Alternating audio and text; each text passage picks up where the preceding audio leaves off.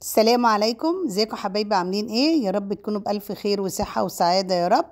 وصفتنا مميزة جدا، هنعمل مع بعض العيش الفينو بمكونات بسيطة جدا وسهلة واقتصادية.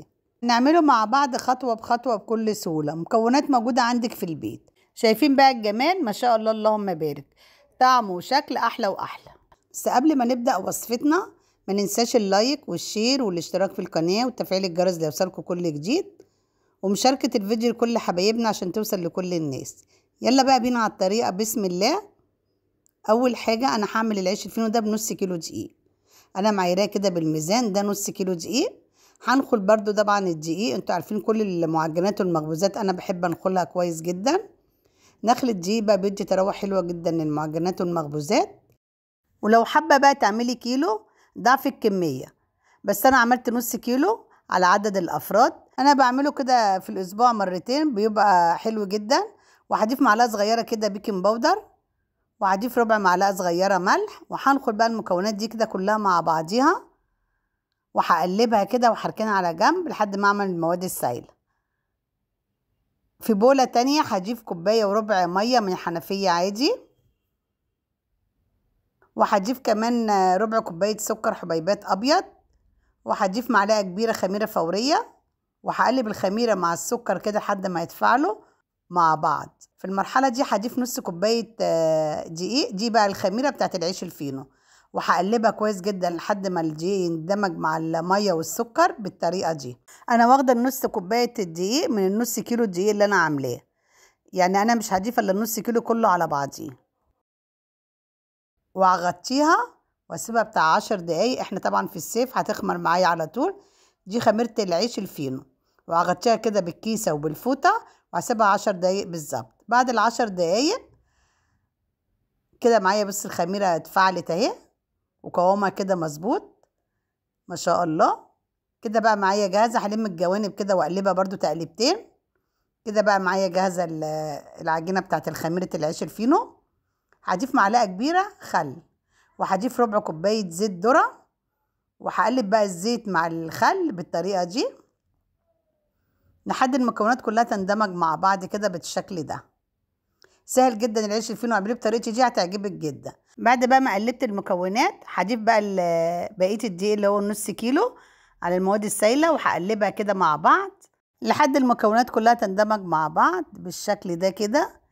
اهم حاجه برضو تقلبيها كويس جدا. بعد كده هعجن بقى العجينه كده. اهم حاجه في نجاح العجينه ان انت تعجنيها كويس جدا وتبقى طريه معاكي وسهله التشكيل. اعجني كده بالشكل ده كده لحد ما تكون معاكي عجينه طريه وسهله. بعد كده طبعا احنا ضفنا كوبايه وربع ميه، هنضيف كمان ربع كوبايه ميه كده عشان لم العجينه. اهم حاجه برضو تعجنيها كويس تبقى معاكي العجينه طريه وسهله. كده خدت معايا كوبايه ونص ميه من حنفيه عادي. اهم حاجه تمشي على الخطوات بالظبط، وان شاء الله هسيب لكم المقادير في صندوق الوصف عشان تطلع معاكم الوصفه ناجحه 100% ان شاء الله.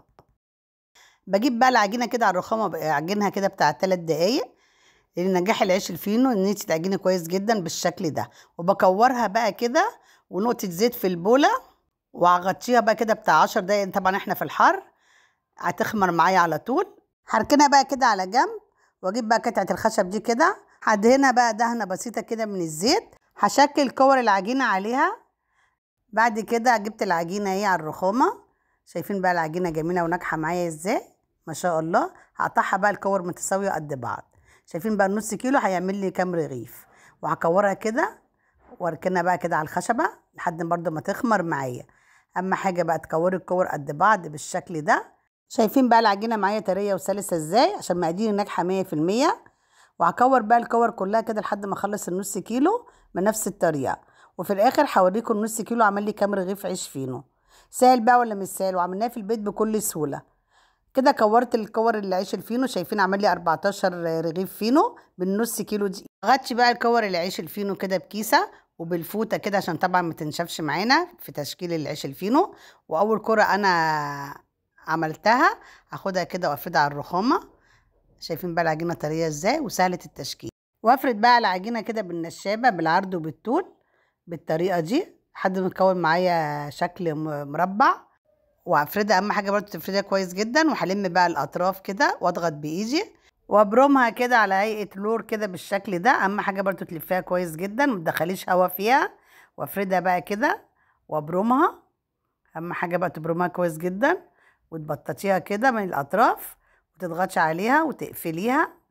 واهم حاجه برضو تقفليها كويس جدا كده بالاطراف العجينه. كده بقى معايا جاهز العيش الفينو. ايه رايكم في الجمال والحلاوه؟ ما شاء الله، اللهم بارك. ببرمها بقى كده حاجات بسيطه وبقفلها، واجيب الصاج دهنه بسيطه كده من الزيت، وهرص العجينه بالشكل ده كده واسويها، وبسيب مسافه بينهم.